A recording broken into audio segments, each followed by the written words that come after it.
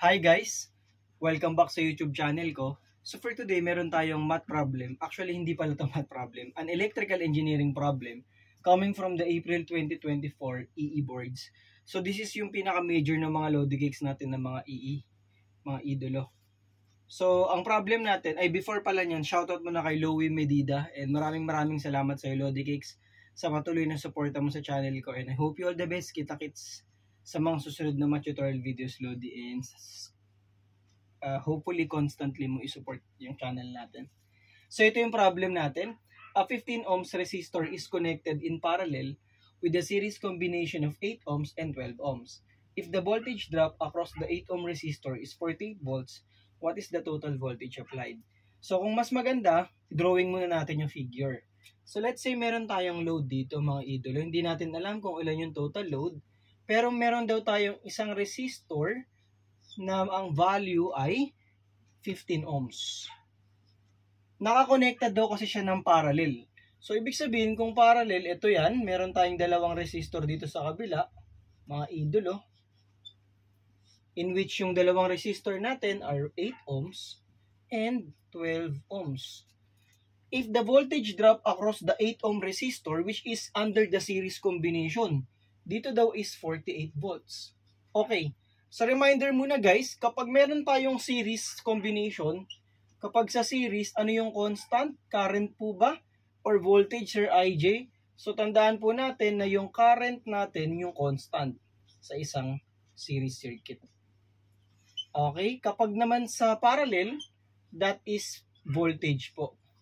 Okay. Voltage yung constant natin.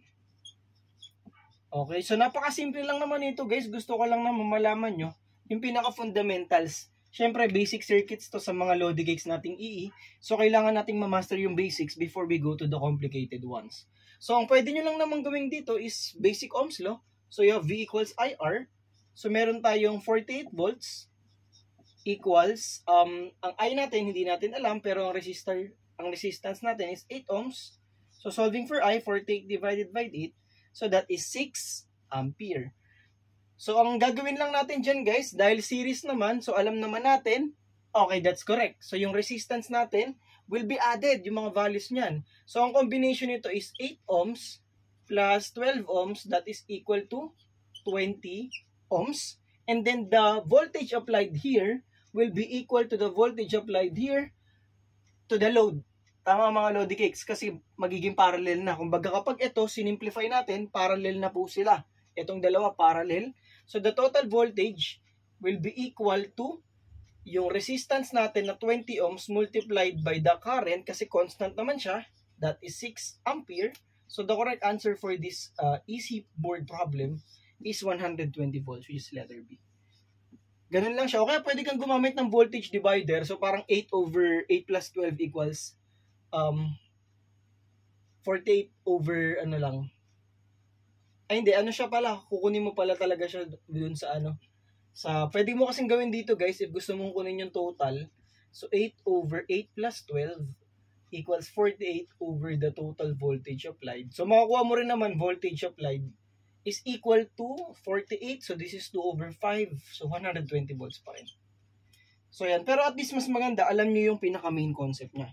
So yun guys, sana na-refresh kayo sa basic circuits natin for today's video, and I hope you all the best. Maraming salamat sa mga patuloy na sumusuporta sa channel ni Sir IJ. And kita-kits sa mga susunod na engineering related contents, tsaka math related contents. And God bless you all mga Lodicakes. Bye-bye and thank you.